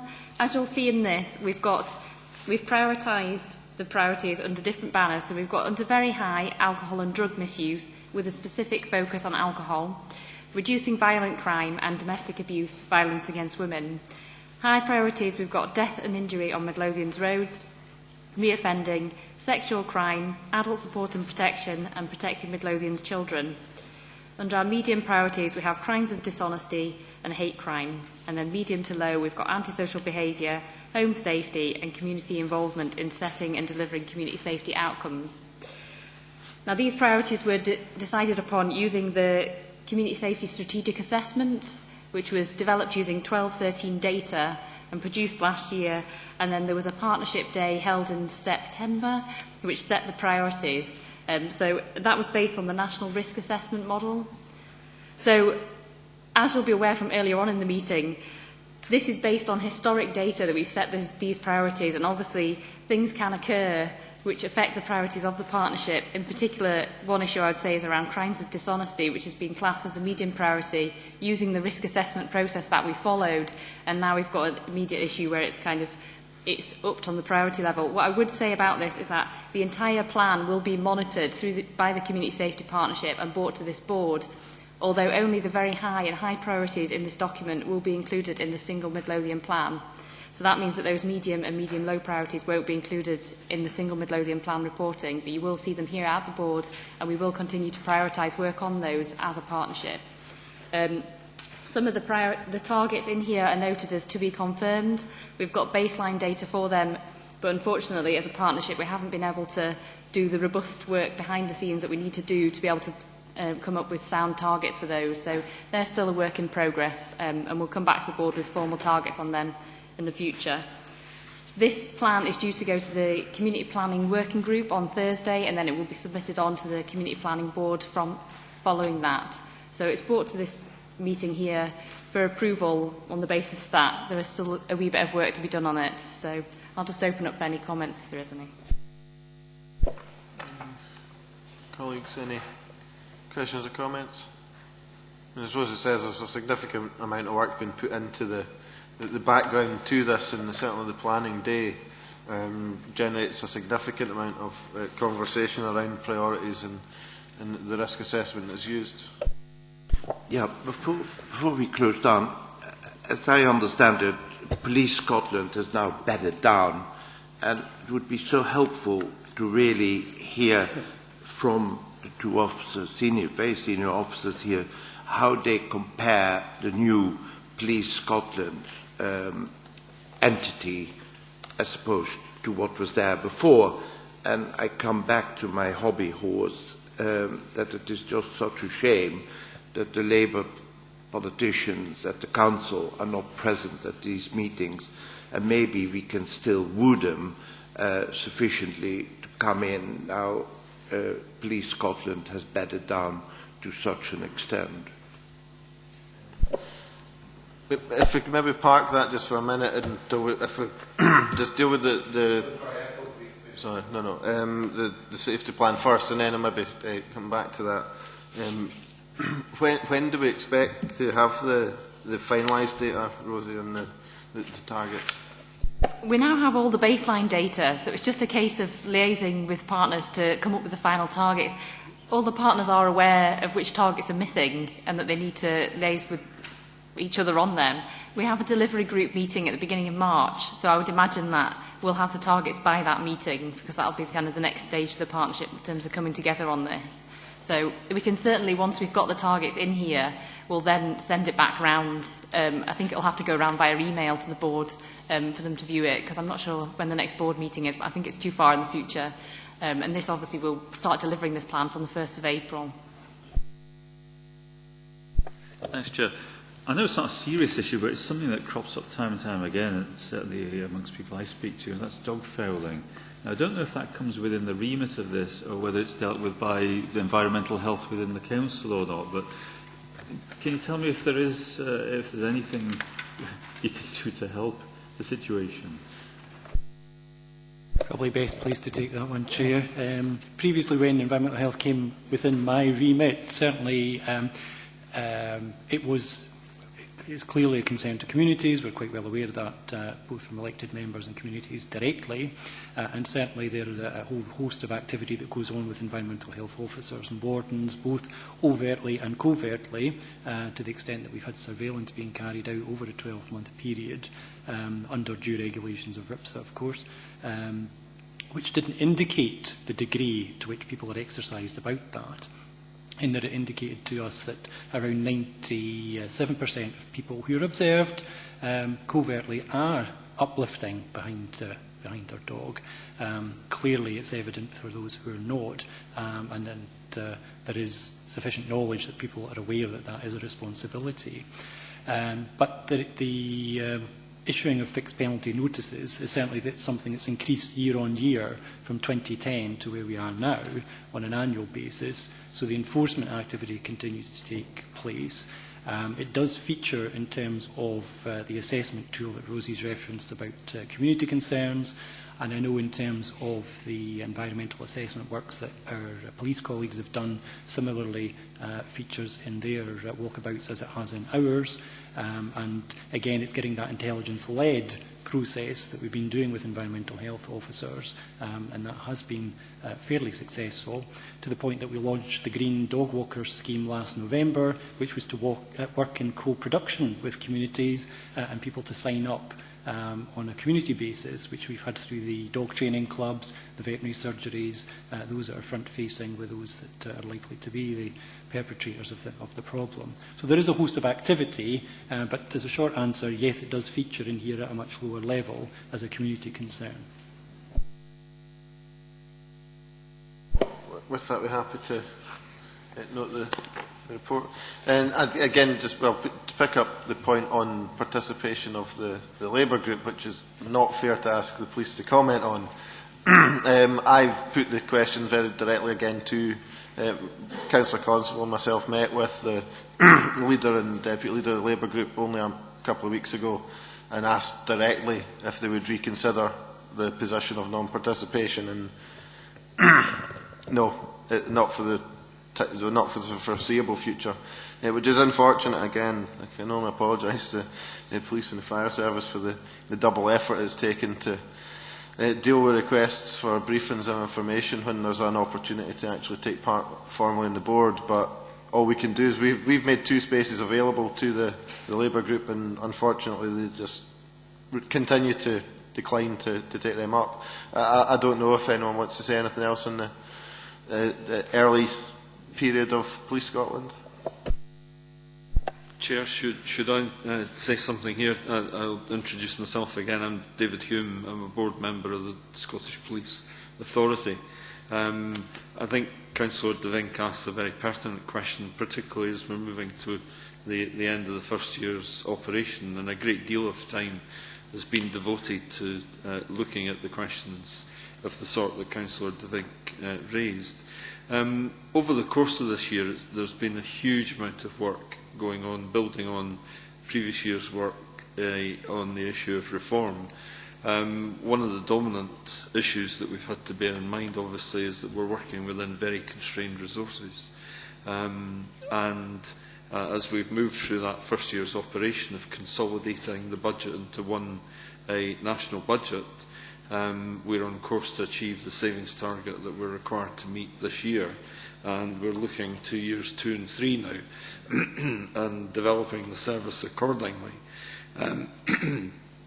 Having said that, I think everybody in the service, and I can't speak for Police Scotland, but I'm pretty certain that the police service share the board's view that we're very proud to have maintained and developed the service over that period, that we've maintained the Scottish Government's commitment to 17,234 police officers, and not only have we maintained the service over this period, and I think great credit is due to the professionalism of the police service for moving over that transition period, but a great deal of modernisation has gone on and is going on.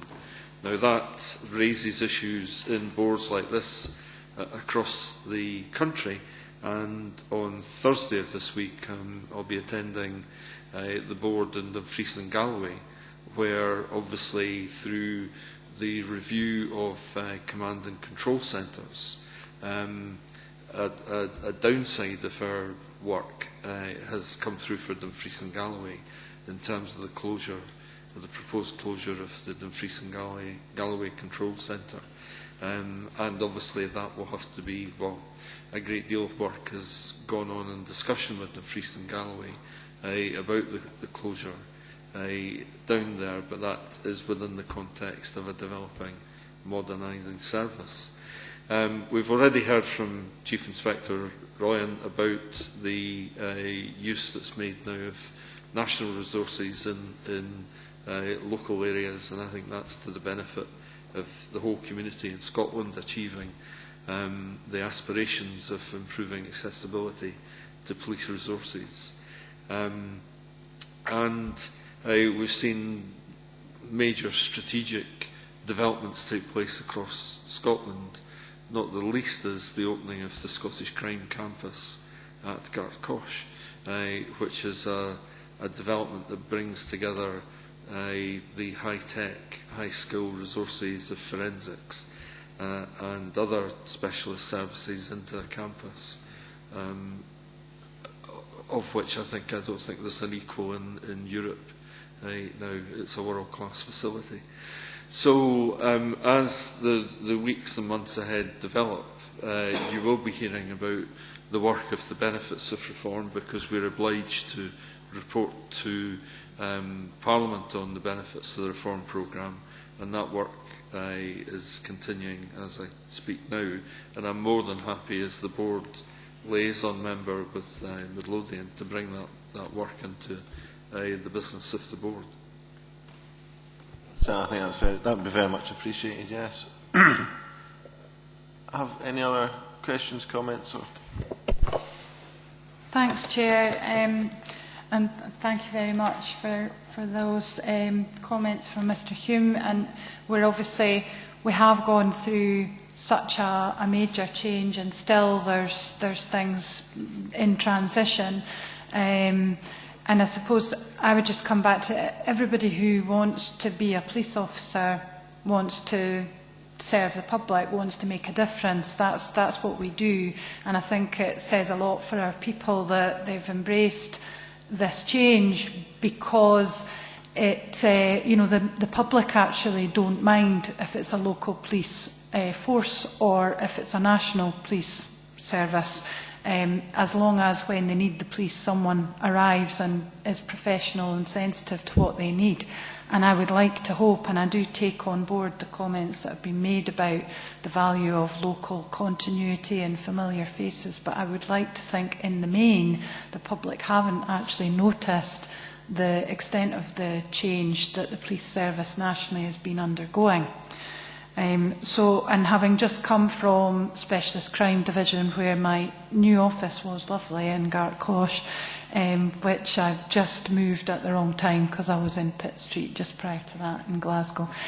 But I can certainly say for certain that looking back at how things were across previously 8 Scottish police forces and the Scottish Crime and Drug Enforcement Agency, where I've also previously worked, it's quite difficult to remember how really parochial we were in some respects, and we became we were used to doing things in a certain way for our area, and actually only 10 minutes away in terms of travel, something was being done quite differently.